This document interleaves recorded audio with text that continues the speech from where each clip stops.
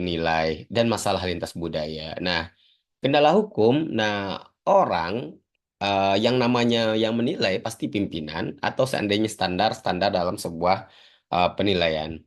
Nah, itu biasanya terkendala pada kendala hukum. Jadi tidak semerta-merta sebuah perusahaan itu menilai, contoh ada seorang karyawan dia diberhentikan dengan alasan tanpa ada penilaian kerajaan. Maka ini harus jadi ada kendala hukum. Jadi dasar hukumnya jelas. Nah, ketika dia dinilai, maka dia melanggar ini. Nah, bias penilai juga tidak perlu rasanya, karena juga menjadi tantangan karena, nah inilah persoalan subjektif yang berbanding terbalik dengan objektif. Jadi antara subjektif dan objektif itu sebagai ada penilaian yang ideal, maka jangan ada bias penilai. Nah, begitu juga masalah lintas budaya. Nah, negara seperti Amerika Serikat, menurut Wetter dan Davis, Suller dan Jackson, dia menyampaikan Amerika Serikat sudah maju dalam mengatur masalah penilaian kinerja secara hukum. Di negara hal ini memang masih belum diatur secara khusus, namun dengan terbentuknya pengadilan hubungan industrial, bukan tidak mungkin dalam waktu lama tidak akan muncul aturan yang terkait dengan penilaian kinerja di perusahaan-perusahaan Indonesia. Jadi eh, kita tujuannya tentu berbicara pada negara maju, negara Indonesia ini. Nah, karena menurut hukum penilaian kinerja itu harus bebas dari diskriminasi, tidak bebas dari job related, valid, reliable, dan dipergunakan secara adil. Jadi ketika ingin melakukan penilaian kerja, maka dia harus berbicara dengan baik dan objektif lah. Nah, jadi tidak ada penilaian kinerja itu. Nah, ini bisa saudara-saudara baca syarat-syarat penilaian kinerja umpan balik yang dia harus didasarkan analisis jabatan sampai dengan penilaian yang harus sering dilakukan untuk 3 tahun sekali. Nah, ini karyawan biasanya ya dinilai biasanya di akhir tahun dalam rangka perpanjang kontrak dia pasti akan ada penilaiannya. Para karyawan tersebut juga butuh rasanya sebagai bentuk apa namanya dia ke depan dalam berkarya. Nah, bias penilai tadi sudah kita jelaskan persoalan halo effect yang penyimpangan bersifat pendapat pribadi dan Deoral central tendency, the nation Strinus bias. Nah, memang dia lebih pada subjektif. Nah, ini yang menjadi problem. Nah, adapun metode-metode penilaian kinerja, saya pikir saudara bisa melihat pertama itu metode umpan balik. Nah, apa itu yang dikatakan metode umpan balik? Ya, memang dia meliputi evaluasi dari banyak hal level dan perusahaan sebagaimana pula dari sumber sosial. Nah, jadi saudara, ketika kita ingin menilai sebuah sumber eksternal, maka penting rasanya kita dalam metode ini biar orang-orang sekitar bisa memberikan nilai. Jadi ada di masing-masing kita seorang karyawan yang memang saya pikir dia masing-masing karyawan juga memberikan masukan terhadap penilaian masing-masing kita. Nah, ini penting saudara sehingga bisa memberikan manfaat ke depannya.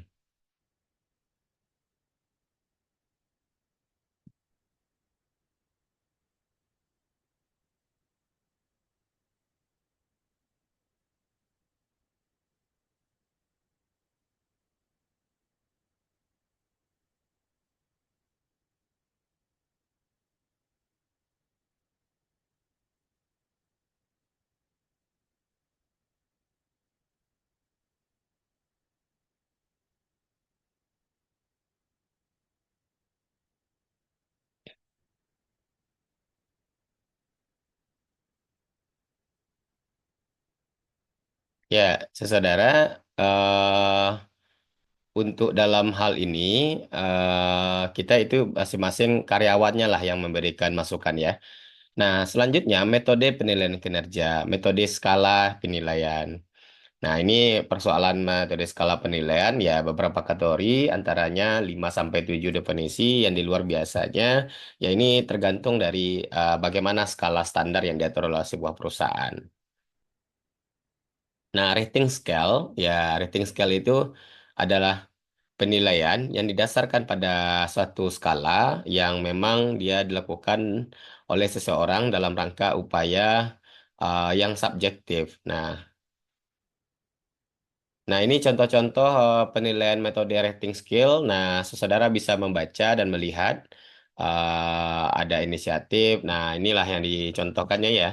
Nah, metode penilaian kinerja yang selanjutnya itu insiden kritis, di mana seseorang membutuhkan pemeliharaan dokumen ketika tindakan insiden kritis ini secara signifikan memberikan secara positif. Nah, metode esai, saya pikir metode esai mungkin dengan cara diberikan kuesioner, diberikan apa penilaian. Kalau seandainya kita melihat di sebuah hotel, maka akan ada kuesioner atau seandainya esai yang diberikan di dekat toilet itu untuk menilai seorang cleaning service ini bersih nggak dalam memberikan layanan terhadap kinerjanya. Nah, metode standar kerja, saya pikir dalam sebuah tanda kerja, baik mungkin contoh uh, pergi- pulang jam berapa, datang jam berapa, apa saja metode pakaiannya, bagaimana ketepatan dia dalam bekerja, nah pengambilan sampel pekerjaan, pekerjaannya yang terselesaikan atau tidak. Nah, ini bisa kita lihatlah standar yang ada di masing-masing perusahaan. Selanjutnya metode peringkat. Nah, metode peringkat ini kita melihat bagaimana seorang karyawan dalam sebuah kelompok dalam ukuran kinerjanya itu bisa dilihat dari peringkat 1, 2, dan 3. Nah, selanjutnya metode distribusi dipaksakan, metode skala penilaian berjangkar berlaku. Nah, ini bisa saudara baca yang memang dia lebih pada kelompok kerja sehingga masing-masing kelompok juga memberikan penilaian. Nah, sistem berbasis hasil. Nah, sistem berbasis hasil ini ya tujuannya misalnya mengurangi limbah 10% pada akhir periode penilaian. Jadi berbasis hasil. Jadi kalau seandainya dia dalam konteks pekerjaan, tentu juga harus ada kesepakatan untuk menyepakati tujuan penilaian berikutnya. Nah, selanjutnya checklist. Checklist itu caranya bagaimana penilaian ini didasarkan pada status standar untuk kerja yang sudah deskripsikan terlebih dahulu. Jadi inilah contoh-contoh penilaian, saudara, metode checklist. Contoh penilaiannya itu, nah di sini kita melihat ada contohnya X segala macam itu, bagaimana bobot yang seperti kita lihat ini seseorang mendapatkan checklist. Nah, biasa seperti yang disampaikan, kalau saudara pergi ke bandara atau ke hotel, nah di situ akan terlihat metode checklist yang digunakan untuk menilai kinerja seorang cleaning service dia dalam melakukan pekerjaannya. Nah, metode critical incident technique ya penilaian yang didasarkan perilaku khusus. Nah, ini tergantung atasan nih menilainya.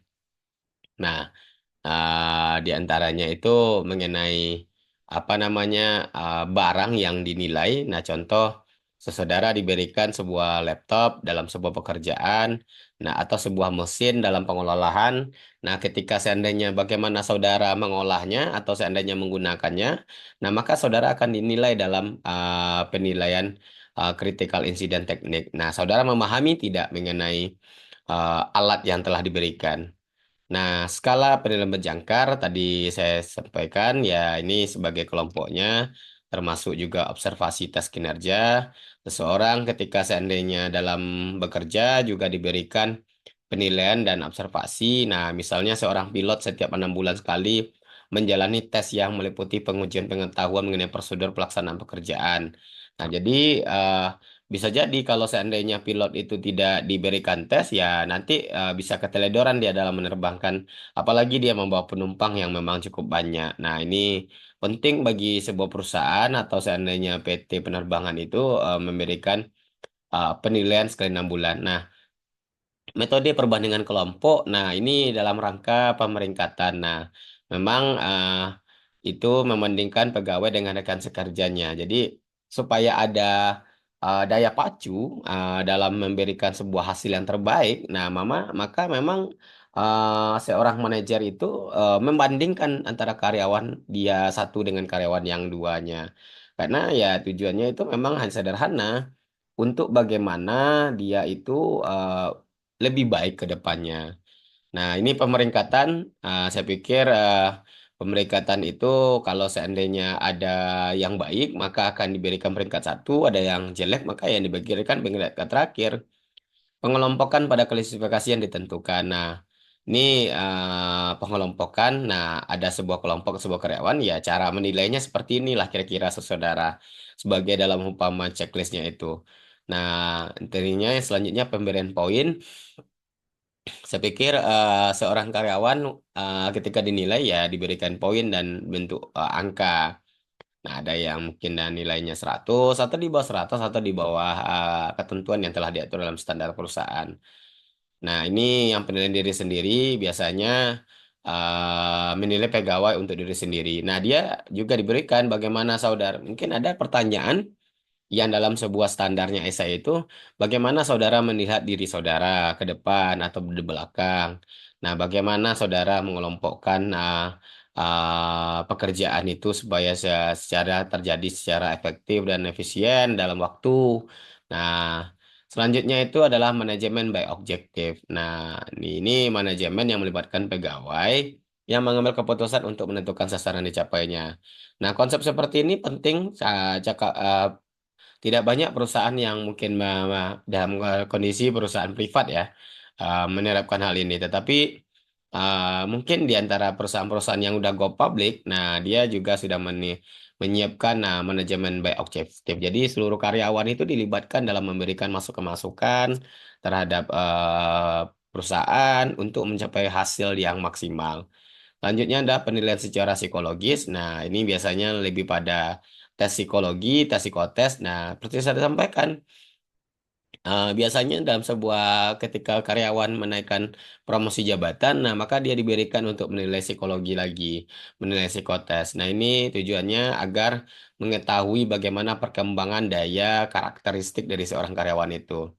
Selanjutnya itu assessment center yang memang ketika sudah diberikan psikologi, maka dia diberikan pusat penilaian dengan penilaiannya serangkaian teknik penilaian.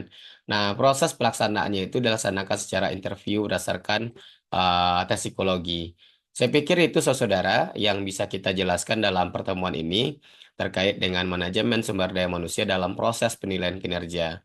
Nah, memang di antara beberapa poin-poin ini, saudara bisa melihat apa saja yang menjadi metode penilaian kinerja. Nah, metode penilaian kinerja itu. Nah, memang sebuah kinerja itu dia berpikir uh, terkait dengan proses dan hasil. Nah, bagaimana dia berproses dalam sebuah pekerjaan, tentu juga harus mengetahui hasilnya. Apakah hasilnya itu baik atau misalnya persentase 80-90 sampai di bawah standar atau hasilnya berdasarkan kelompok. Nah, itulah yang menjadi sebuah penilaian kerja dan tujuan dan manfaatnya saya pikir sudah dijelaskan saudara.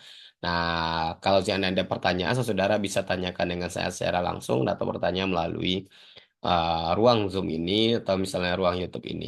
Kira-kira itu saudara-saudara, saya pikir kita selesaikan perkuliahan kita tutup perkuliahan dalam pertemuan ini. Kita akan bertemu pada minggu selanjutnya. Selamat sore, saya akhiri dengan segala puji bagi Tuhan. Saya akhiri wassalamualaikum warahmatullahi wabarakatuh.